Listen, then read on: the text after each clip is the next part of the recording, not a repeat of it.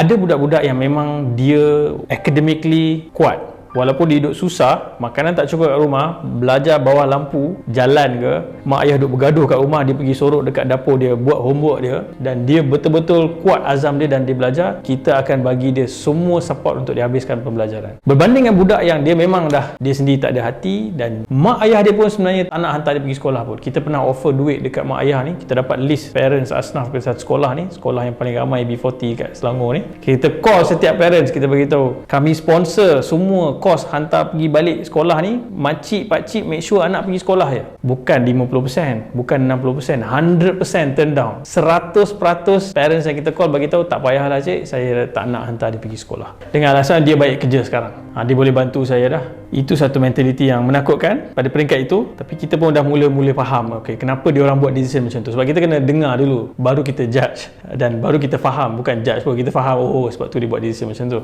So dalam konteks sekarang ni memang perlu ada option lain untuk budak-budak yang bukan academically driven. Diorang bukan budak-budak yang suka exam, baca buku dan sebagainya, tapi diorang ni ada skill. Budak-budak ni almost everybody dengan adanya akses internet, dan diorang boleh Google, tengok orang jadi video creator, kemudian dia pandai masak dan music dan macam-macam talents yang ada. So kita memang develop program-program yang sekarang kita tengah test sama ada dia practical ataupun tak, adalah matchkan talents yang budak-budak ni ada dalam kategori berpendapatan rendah ni. Budak-budak kaya dia selalu, mak ayah dia dah lah sekolah dah elit, lepas tu dia ada kelas piano dia ada kelas coding dia ada iMac, MacBook, ada akademi bola dia. Benda-benda tu semua dibayar dan diberikan semua peluang untuk budak tu nurture dan matangkan talent dia. So budak-budak miskin ni tak ada peluang tu, so kita wujudkan peluang tu. Kita connect dia dengan semua option untuk membangunkan bakat dia di luar sekolah. Sebab kita juga nampak kesan bila budak-budak tu dah dapat sesuatu yang luar sekolah tu yang memberikan dia kegembiraan dan purpose, dia kata, ya aku ni sebenarnya nampak muzik ni aku boleh pergi ya.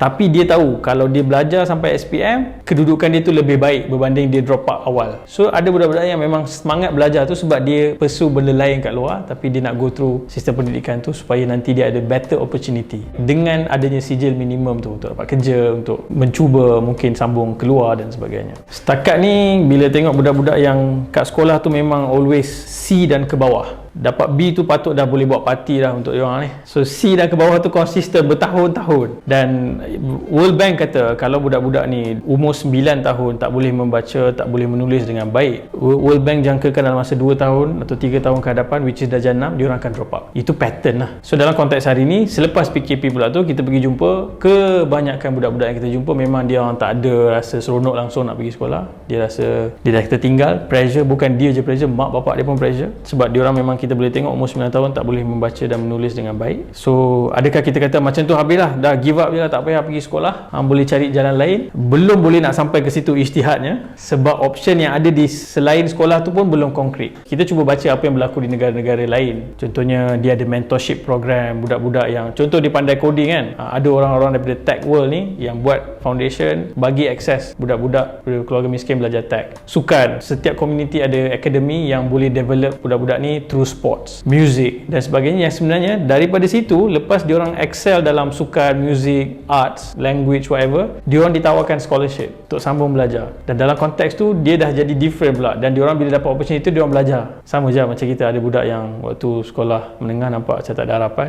tiba-tiba habis SPM dia pergi jadi ustaz pula, atau dia pergi jadi engineer atau doktor. So possible je, kita tak boleh nak letakkan hukum dah dia kalau ni tak bagus sekolah ni, definitely dia takkan bagus umur hidup. Ada caranya, iaitu dengan cara kita develop talents dia kat tempat-tempat lain supaya dia boleh nampak purpose. Isunya adalah dia orang kena nampak purpose. Bayangkan kalau kita orang pergi jumpa 10 budak, 9 budak bila tanya nak jadi apa impian, kebanyakannya tak ada, kosong, tak tahu. Satu orang yang tinggal tadi tu, dia akan cakap apa? Dia akan cakap benda yang dia nampak dalam environment dia. Kalau dia nampak setiap hari pergi sekolah lalu depan balai polis, dia kata saya nak jadi polis. Kalau dia tahu orang yang paling baik layan dia adalah cikgu dia kat sekolah, dia nak jadi cikgu sekolah. So itu je the best yang kita ada dalam experience kita lah.